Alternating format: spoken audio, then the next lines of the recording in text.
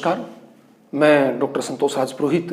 आज micro economics की series में हम प्रोडक्शन फंक्शन की स्टडी करेंगे और प्रोडक्शन फंक्शन के इस टॉपिक में हम causes of returns to scale, increasing returns to scale क्यों ऑपरेट होता है, कांस्टेंट रिटर्न्स टू स्केल क्यों ऑपरेट होता है और डिमिनिशिंग रिटर्न्स टू स्केल क्यों ऑपरेट होता है, इसके कॉजेज क्या हैं, इसके रीजन क्या है, या पैमाने के वर्धमान प्रतिफल क्यों लागू होते हैं, पैमाने के स्थिर प्रतिफल क्यों लागू होते हैं, पैमाने के ह्रासमान प्रतिफल क्यों लागू होते हैं, इसके कारणों के बारे में इस वीडियो लेक्चर में अपन लोग अध्ययन करेंगे, स्टडी करेंगे। जैसा कि मैंने प्रीवियस लेक्चर्स में आपको बताया है कि ये बेसिक्स आपके 11th, 12th, graduation, post graduation के साथ साथ जो स्टूडेंट्स इकोनॉमिक्स सब्जेक्ट को लेकर नेट की तैयारी कर रहे हैं, स्कूल या कॉलेज लेक्चरशिप की तैयारी कर रहे हैं, उनके लिए ये महत्वपूर्ण होंगे। तो देखिए, causes of returns to scale में हम इंक्रीजिंग रिटर्न्स टू स्केल और डिमिनिशिंग रिटर्न्स टू स्केल क्यों ऑपरेट होते हैं, पहले इनकी स्टडी करते हैं। तो इंक्रीजिंग रिटर्न्स टू स्केल का मतलब ये हुआ है कि जिस रेशियो में हमने फैक्टर्स इंक्रीज किए हैं, प्रोडक्शन उससे ज्यादा इंक्रीज होता है। ऐसा क्यों होता है, ये हमने प्रीवियस लेक्चर में देखा था कि इंक्रीजिंग रिटर्न्स टू स्केल क्या है, डिमिनिशिंग रिटर्न्स टू स्केल क्या है और कांस्टेंट रिटर्न्स टू स्केल क्या है। तो इंक्रीजिंग रिटर्न्स टू स्केल में क्या होगा, मान लीजिए लेबर, कैपिटल और यहां टोटल प्रोडक्शन है। लेबर की 1 यूनिट और कैपिटल की 1 यूनिट हमने लगाई तो प्रोडक्शन हुआ मान लीजिए 100।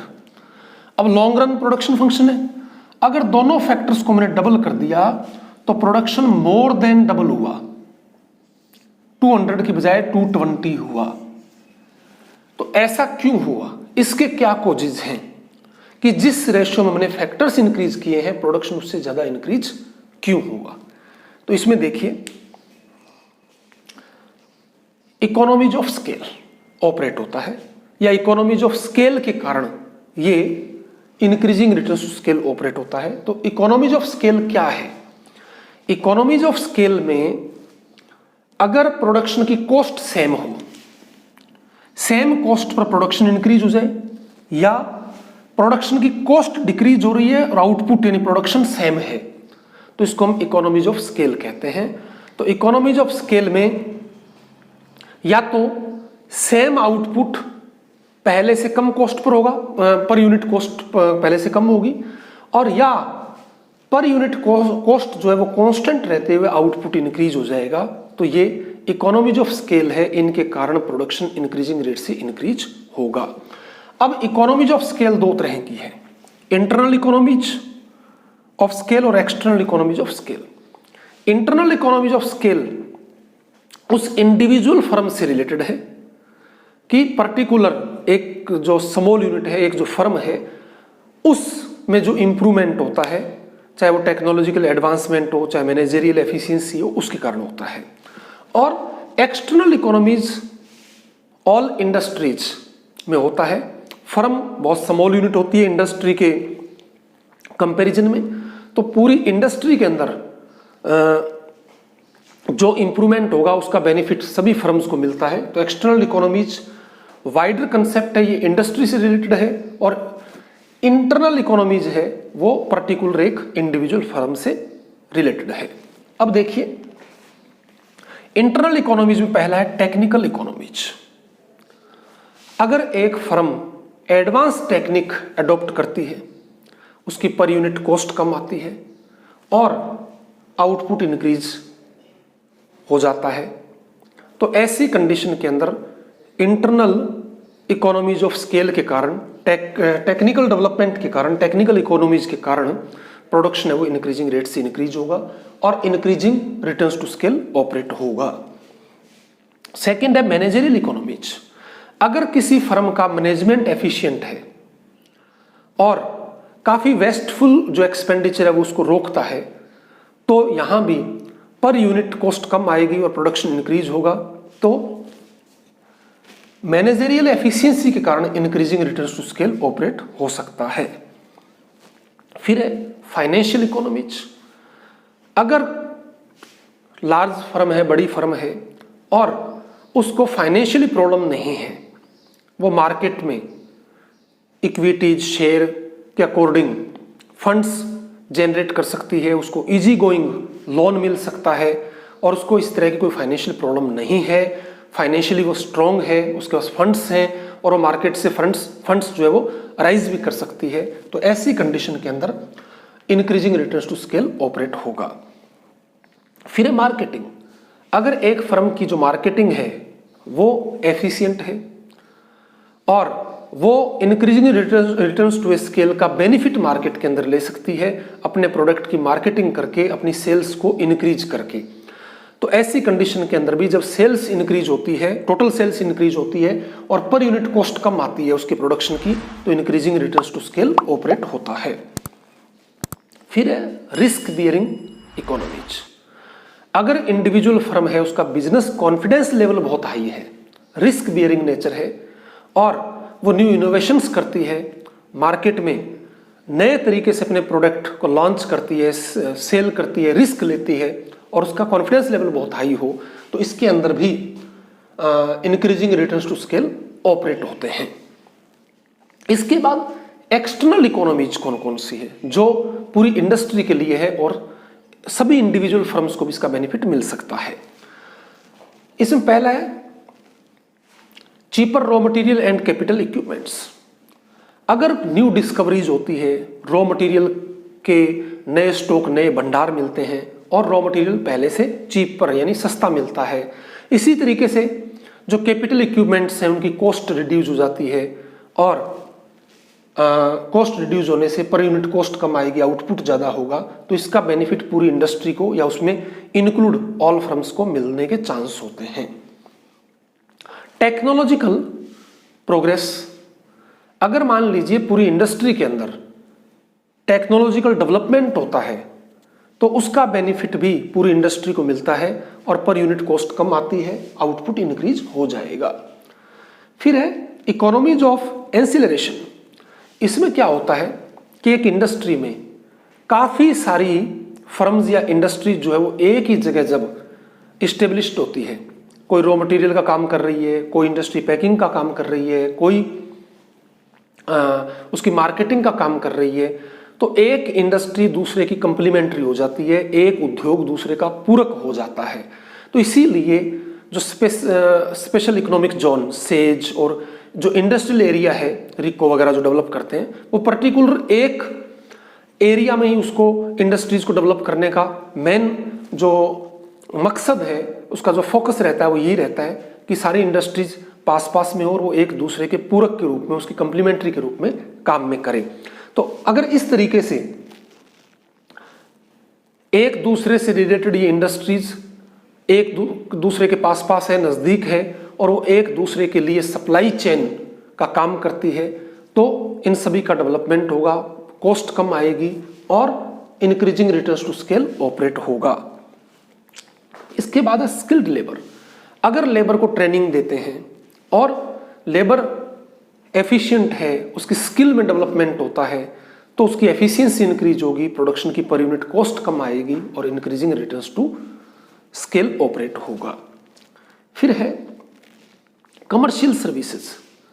पर्टिकुलर उस इंडस्ट्रियल एरिया के अंदर, जैसे मैंने अभी कहा है स्पेशल इकोनॉमिक जोन कह सकते हैं इसको, अगर वहाँ कमर्शियल सर्विसेज इम्प्रूव होती है, लाइक बैंकिंग, इंश्योरेंस और इसके साथ साथ अदर जो सर्विसेज हैं, इस तरह के अगर सर्विसेज वहाँ इंक्रीज होती है तो प्रोडक्शन की कॉस्ट कम आएगी, आउटपुट इंक्रीज होगा और इन सर्विसेज के लिए जो टाइम था उसकी सेविंग होगी, मनी की सेविंग होगी, क्योंकि अगर ये दूसरी जगह होती तो उन सर्विसेज को अवेल करने के लिए टाइम भी ज़्यादा देना पड़ता और कॉस्ट भी ज़्यादा आती। फिर है ट्रांसपोर्टेशन एंड मार्केटिंग।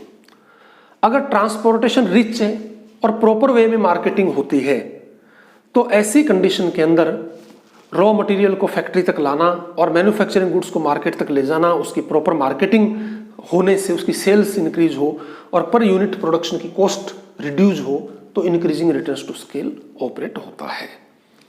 अब है इसका second part, diminishing returns to scale क्यों ऑपरेट होता है। इसका मतलब क्या हुआ कि मान लीजिए लेबर और कैपिटल का रेशियो 1:1 था, प्रोडक्शन 100 हो रहा था। अब अगर लेबर कैपिटल डबल कर दिया तो प्रोडक्शन डबल नहीं हुआ, डबल से कुछ कम हुआ, तो it means diminishing returns to scale operate हो रहा है। अब इसके क्या कॉजेज हैं? इसके कॉजेज हैं डिसइकोनॉमीज ऑफ स्केल। अब क्या क्या डिसइकोनॉमीज है या किस तरीके से ये डिसइकोनॉमीज काम करती है? मान लीजिए प्रोडक्शन की कॉस्ट सेम है और आउटपुट डिक्रीज हो जाए, या कॉस्ट इंक्रीज हो रही है और आउटपुट सेम है। सेम आउटपुट करने के लिए कॉस्ट पहले से ज्यादा लग रही है, तो ये डिसइकोनॉमीज ऑफ स्केल है और इसके कारण diminishing returns to scale operate होता है। अब कौन कौन सी डिसइकोनॉमीज ऑफ स्केल है?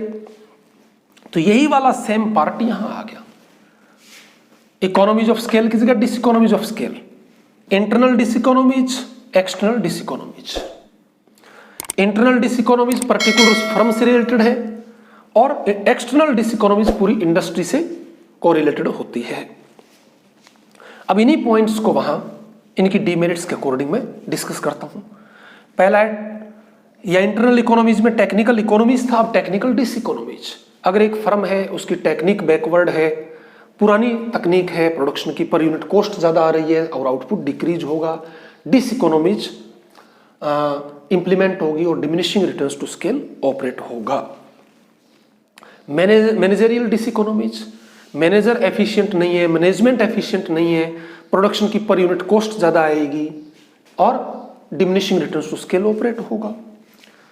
फाइनेंशियल डिसइकोनॉमीज, फर्म का साइज छोटा है, मार्केट में उसको शेयर, बॉन्ड्स, इक्विटीज से वो फंड्स जनरेट नहीं कर सकता, उसको इजी गोइंग लोन नहीं मिल रहा है, ये सारी फाइनेंशियल डिसइकोनॉमीज है। तो प्रोडक्शन की कॉस्ट ज्यादा आ रही है और प्रोडक्शन कम हो रहा है, तो diminishing returns to scale operate होगा। फिर है मार्केटिंग डिसइकोनॉमीज, प्रॉपर मार्केटिंग नहीं है, फर्म का साइज छोटा है, प्रॉपर मैनेजमेंट नहीं है, वो प्रॉपर मार्केटिंग नहीं कर पा रही है, तो उसकी सेल्स कम होगी, पर यूनिट कॉस्ट ज्यादा आएगी प्रोडक्शन की और diminishing returns to scale operate होगा। फिर है रिस्क बियरिंग डिसइकोनॉमीज, फर्म का कॉन्फिडेंस लेवल बहुत लो है और रिस्क बियरिंग नेचर नहीं है, वो नए इनोवेशंस नहीं करती, मार्केट में रिस्क नहीं लेती है, तो इसमें भी डिसइकोनॉमीज ऑफ स्केल ऑपरेट होगा और diminishing returns to scale operate होगा। फिर है एक्सटर्नल डिसइकोनॉमीज, कौन कौन सी है?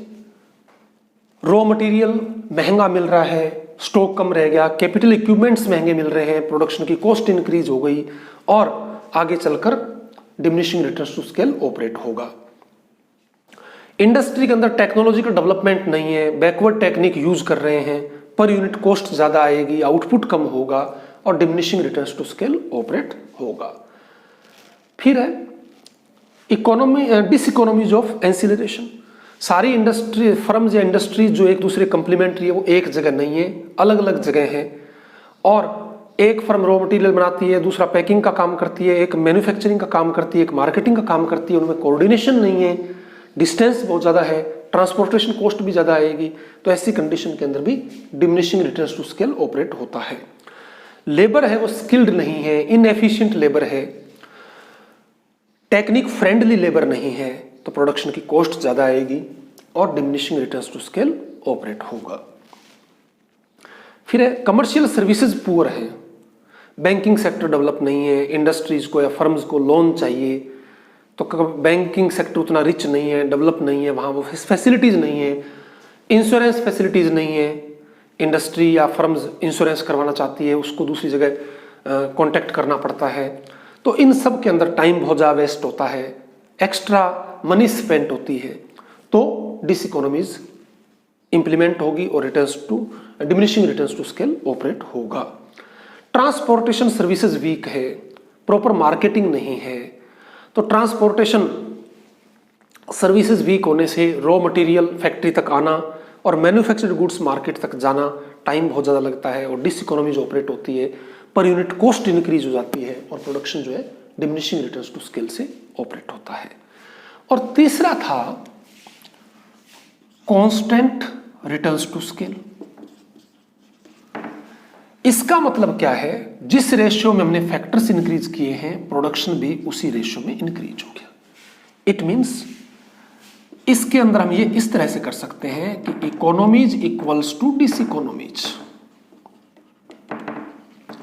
अगर इकोनॉमीज से जो बेनिफिट मिलने वाले हैं इंटरनल और एक्सटर्नल इकोनॉमीज से, वो डिसइकोनॉमीज ऑफ स्केल इंटरनल और एक्सटर्नल दोनों से मिलने वाले जो लॉसेस हैं, जो नुकसान हैं, उनके बराबर हो जाए तो it means constant returns to scale होगा। अगर इकोनॉमीज ग्रेटर देन डिसइकोनॉमीज है तो इंक्रीजिंग रिटर्न्स टू स्केल, और अगर इकोनॉमीज लेस देन डिसइकोनॉमीज है तो diminishing returns to scale operate होता है। तो प्रोडक्शन फंक्शन चैप्टर हमारा यहां कंप्लीट होता है। आज के इस टॉपिक में हमने रिटर्न्स टू स्केल क्यों ऑपरेट होता है, इसके कॉजेज क्या थे, इसके रीजन क्या थे, उनको डिस्कस किया। उम्मीद है आपको ये वीडियो पसंद आया होगा। तो आप इस चैनल को सब्सक्राइब कीजिए और नोटिफिकेशन ऑन कर लीजिए ताकि इकोनॉमिक्स से रिलेटेड जो वीडियो है वो आपको समय पर इसकी सूचना मिल सके। Thank you.